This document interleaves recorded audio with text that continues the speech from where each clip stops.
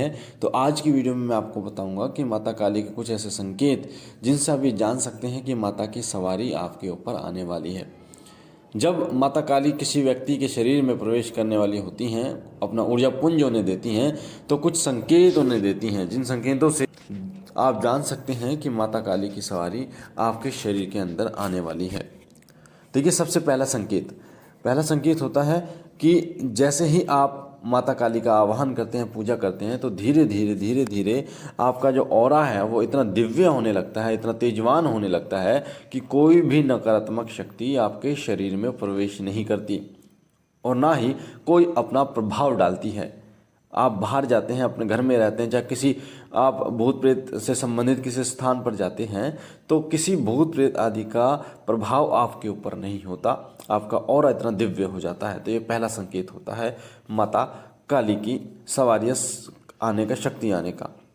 दूसरा संकेत होता है कि कोई भी नकारात्मक शक्ति जब आपके पास आती है तो सकारात्मक रूप ले लेती है, यानी स्वयं ही वो आपके सामने नतमस्तक होते हैं। उस समय पर वो शक्ति आपको नहीं देखती, वो आपके अंदर माता काली का स्वरूप देखती है, वो स्वयं नतमस्तक हो जाती है।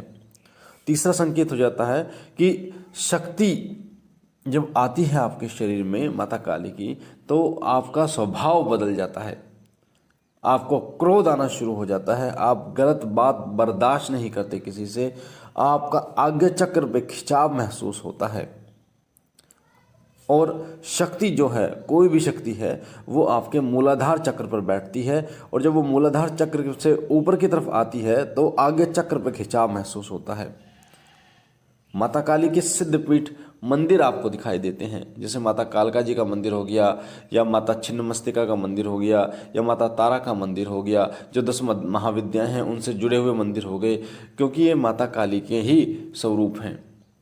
तो सिद्धपीठ मंदिर आपको दिखाई देते हैं, आपको ऐसा दिखाई देता है जैसे आपके शरीर में माता की सवारी आ रही है, आपने गद्दी लगा रखी है और आप लोगों के संकट काट रहे हैं।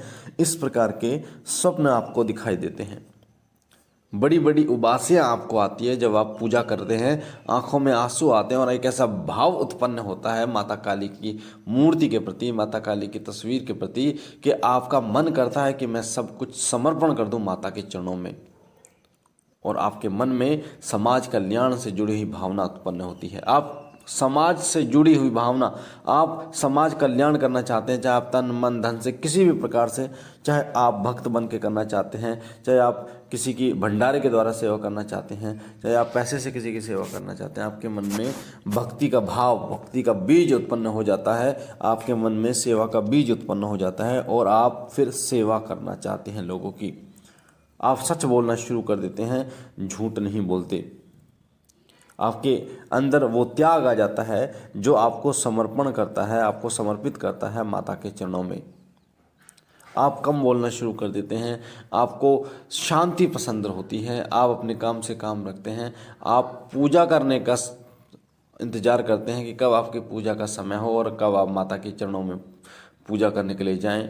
आपका मन आनंदित रहता है जब आप पूजा करते हैं, मन ही नहीं करता कि आप पूजा से उठ जाएं। ये सभी संकेत माता की कृपा, माता की सवारी के संकेत होते हैं। जब माता की सवारी आपके शरीर के अंदर आती है तो ये जानना महत्वपूर्ण आपके लिए है कि वो जो सवारी है वो शुद्ध रूप में है या फिर नहीं है। कई बार आपके शरीर में अन्य नकारात्मक शक्तियों की सवारी आ जाती है और वो माता काली का रूप धरकर बोलती है कि मैं माता हूँ। तो इस चीज़ का विशेष रूप से आपको ध्यान रखना होगा। और अगर आपका कोई गुरु है तो वो सवारी शुद्ध रूप से आपके शरीर में आती है और गुरु उसको छान कर आपको प्रदान करता है, या फिर जब वो आपके शरीर में आती हैं तो गुरु एक ऐसी छलनी लगाता है ताकि कोई नकारात्मक शक्ति आपके शरीर में प्रवेश ना करे, सिर्फ सकारात्मक शक्तियाँ ही आपके शरीर में प्रवेश करें। तो बिना गुरु के जिन लोगों के ऊपर सवारी आती है वो ये जान लें कि उनके ऊपर किसी प्रेत की सवारी तो नहीं आ रही जो कि माता के रूप में खेल रहा है। तो उन लोगों के लिए विशेष रूप से जो गुरु नहीं बना रहे, क्योंकि होता क्या है कि जब आपके ऊपर सवारी आती है तो आपको घमंड हो जाता है कि सवारी आ रही है तो मुझे क्या ज़रूरत है गुरु की, और गुरु ही उस सवारी के तेज को नियंत्रित करता है, गुरु ही उस सवारी को सही दिशा प्रदान करता है, गुरु ही उस शक्ति को, जो शक्ति आपके शरीर पर आ रही है, उस शक्ति को एक दिशा प्रदान करता है कि इस शक्ति से कार्य कैसे लेना है। गुरु ही वचनों में लेता है। जब तक गुरु नहीं बनाते आप और आपके ऊपर सवारी आती है, तब तक वो शक्ति पूर्ण रूप से कार्य नहीं करती, और कार्य करेगी भी तो ऐसे कार्य करेगी या तो आपका नुकसान होगा, कभी फायदा होगा, कभी नुकसान होगा। इस तरीके से वो शक्ति फिर वो कार्य करती है। ना ही कोई शक्ति आपकी गुलाम होती है कि आप जब बुलाओगे तब आएगी, जब तक वो वचनों में ना ले ली गई हो। गुरु जब उसे वचनों में ले लेता है, उसके बाद वो शक्ति जब आप बुलाते हैं तब वो आती है। पर जब तक आपका कोई गुरु नहीं है, तब तक वो शक्ति अपनी इच्छा अनुसार आती है। किसी जागरण में आ जाती है, किसी भजन कीर्तन में आ जाती है, पर जब आप बुलाते हैं उस समय पर नहीं आती। आपको बात करनी है, आपको पूछा लेनी है, कोई संकट है सामने, कोई आप बैठा हुआ है जो पूछा लेने के लिए आया, परेशान है, तो उस समय वो सवारी नहीं आती। इसलिए उस शक्ति से, माता से आपको वचन ले लेना है, ताकि जब आप बुलाओ तब माता की कृपा आपको प्राप्त हो और आप माता की सेवा करते रहें। तो ये थे कुछ संकेत जो मैंने आपको बताया। मुझे आशा है जानकारी आपको पसंद आई होगी।